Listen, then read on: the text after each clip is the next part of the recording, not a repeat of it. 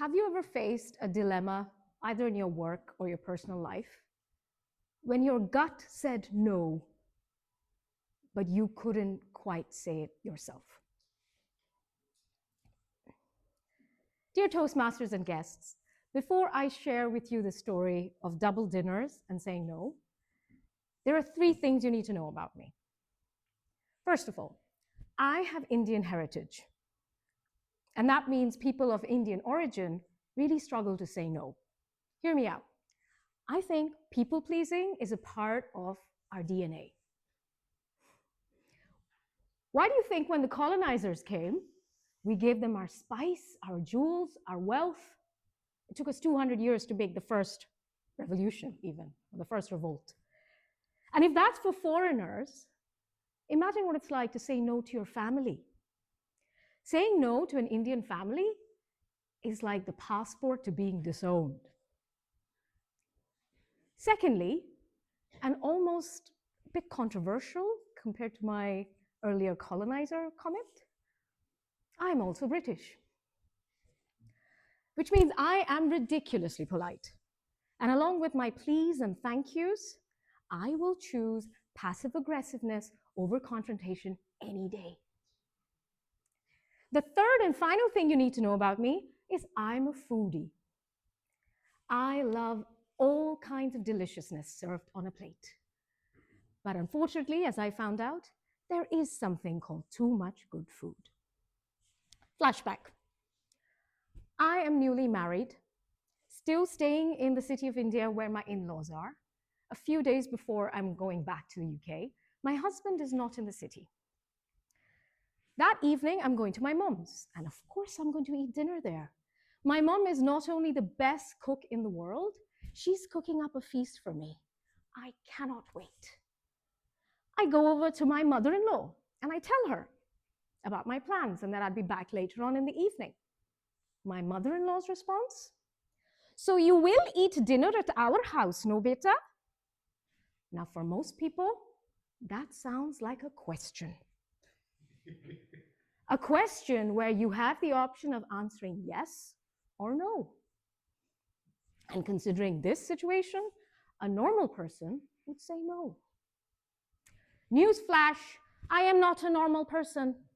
I am newly married Indian daughter-in-law who cannot offend her new family under any circumstances.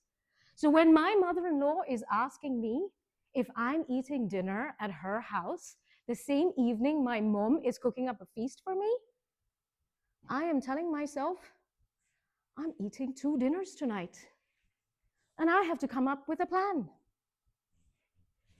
Dinner 1, 7 p.m., my mom's house. A wonderful feast is laid ahead of me. I can see rice, dal, my favorite dishes all lined up, just as I would expect. And here I am helping myself to this. And then comes the pièce de résistance. My favorite dish in the whole world. King prawns cooked in a delicately spiced coconut milk sauce.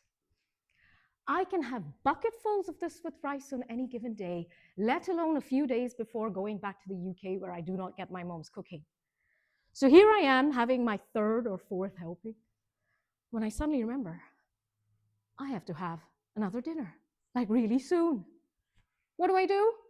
What every self-respecting British Indian person does. I pop a Gaviscon, the known antidote for any kind of acidity or reflux. And I'm ready for my next dinner. Dinner 2, mother-in-law's house, 9 p.m. I go and see there are only 2 dishes on the table. I'm pretty happy to see that. That's not bad, and it's laid out just for me. Heady aromas. I feel a little bit guilty, because had I not been so full, I would have really enjoyed this. I see nice, fragrant pilau. So far, so good. The Gaviscon's kind of doing its job. And then my mom-in-law opens the one casserole in the middle of the table, and I see it. The kingpin of Bengali cuisine. Slow-cooked lamb in gorgeous spices and in a gravy so rich it can open its own Swiss bank account. Panic.